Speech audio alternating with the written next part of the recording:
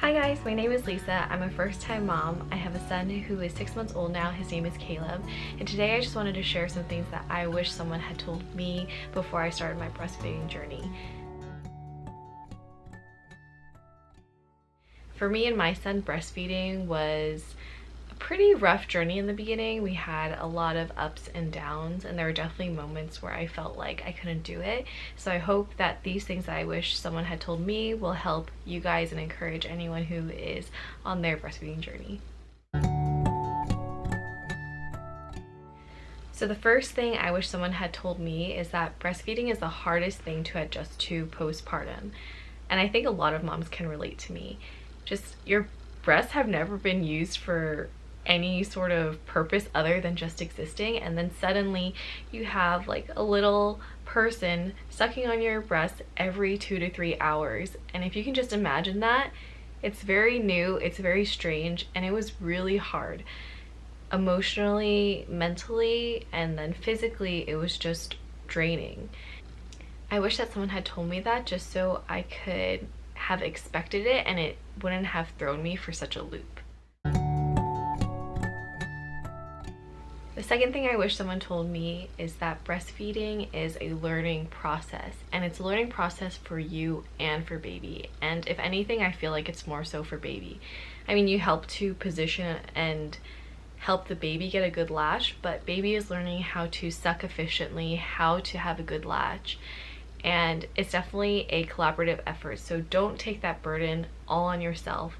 Know that, you're working with your baby, and, it takes two to tango, I guess. Babies aren't so efficient when they first start breastfeeding. My son used to take 40 minutes to get a full feeding, and that was really draining for me. But just keep in mind that it's not any fault of yours as a mother, but that it's because both of you are learning how to do this. It's a completely new skill for both of you.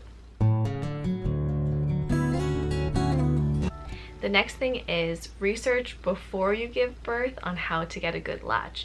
Getting a good latch, like I said, may come naturally for some people, but for me, I definitely had to research. I looked up techniques, and I even would imagine myself, if I was a baby, how I would get a good latch, which sounds kind of funny, but I think it helped a lot. For us, when we were having latch problems, one technique that maybe will help you guys that you can look up is called the flipple technique. I also watched some YouTube videos that were really helpful, and I'll link them down below, and I hope you guys find them really helpful too. They were really indispensable to me, and I send them to moms that I know. Next, make sure you take a break when you need one. I definitely in the beginning was so adamant about breastfeeding my son to the point where I felt like even when it was painful, even when I was really tired, I wouldn't give myself a break.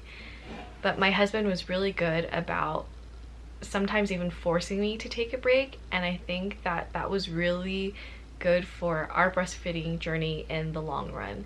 It kind of felt like a defeat in the moment, but remember what is better for your breastfeeding journey and how to make it sustainable and how to make it long term. You don't want to burn yourself out. So this is something where you can ask your partner or whoever's supporting you for their help. That if they see, you about to burn yourself out or pushing yourself a little too much, reminding them to remind you to take a break. A break can go a long way in just resetting. And trust me, even just taking a break from one feeding session can really refresh you and really just renew your energy and renew your determination to keep going. Taking a break when you need one is one of the most helpful things you can do in terms of sustaining and having a successful and long-term breastfeeding relationship. One thing that I found super helpful that one of my mom friends told me was to make sure that you have the right flange size. Because if you're breastfeeding, the reality is that you're probably going to pump sometimes. And had that person not told me, I probably would have just used the wrong flange size. And if your flange is too big or it's too small, it can cause a lot of pain and injury to your nipples. Make sure you measure your nipples to get the right flange size after you give birth, and A lot of websites, and if you just Google it, will have measurements and guides of how to do it, and then what flange size corresponds to your nipple size. And if you're still not sure, I would recommend having a lactation consultant come and see you so that they can measure you. The next thing that I wish someone told me is to see a lactation consultant if you're having problems earlier rather than later. For me and my son, we had issues breastfeeding all the way up until 4 months. And I just thought, oh, it's okay. I'm gonna push through it. It's fine. And it took me getting to the point where I couldn't breastfeed because of the pain and I was just pumping to finally reach out to a lactation consultant.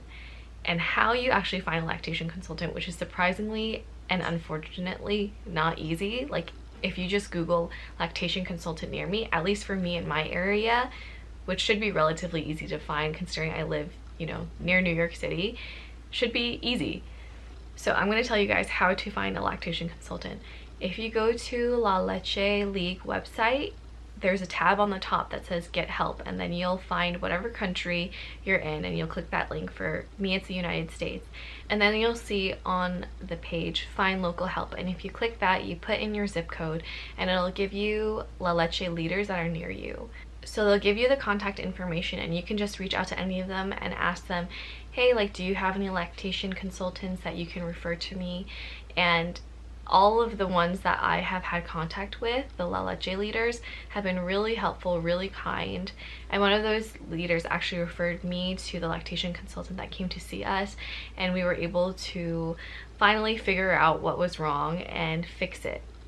And like I said, we didn't see a lactation consultant until my son was 4 months old. So if we had seen a lactation consultant earlier, we could have probably avoided a lot of the pain that we had, because my son ended up having a tongue tie and I had no idea until a lactation consultant came and she said, pretty much your latch is as perfect as it can be, so maybe you should go get him checked out for tongue tie. And then once we, you know, went through that process of getting his tongue tie released, breastfeeding became so much more comfortable, so much more sustainable for me. And I know that finding a lactation consultant can be difficult, so I hope that that play-by-play that I gave you guys is helpful, and it hopefully makes it a little bit easier for you guys to find a lactation consultant near you. The last thing that I want to tell you guys, and I think is the most important, and what I wish someone had told me before I started breastfeeding, was to have grace on yourself. That is probably the most important thing that I could drive home to you guys, because breastfeeding can be so mentally, so emotionally draining. It's really easy to feel guilty or to feel like you're just not doing things right. And I think, if anything, those kind of negative feelings and those feelings that you're kind of just holding on to can be the emotions that eventually cause you to give it up. And if you do give it up, to feel really guilty. And there's really no reason to feel that, especially as a new mom. You are taking on so much, and there's no reason to feel guilty for not being able to breastfeed your baby. I can tell you that the feelings of discouragement, the feelings of guilt, were probably stronger than the actual physical pain or discomfort when I felt like I wanted to quit. So I want to remind you to please have grace on yourself, because that's probably one of the best things that you can do to have long-term success if you're having difficulty with breastfeeding.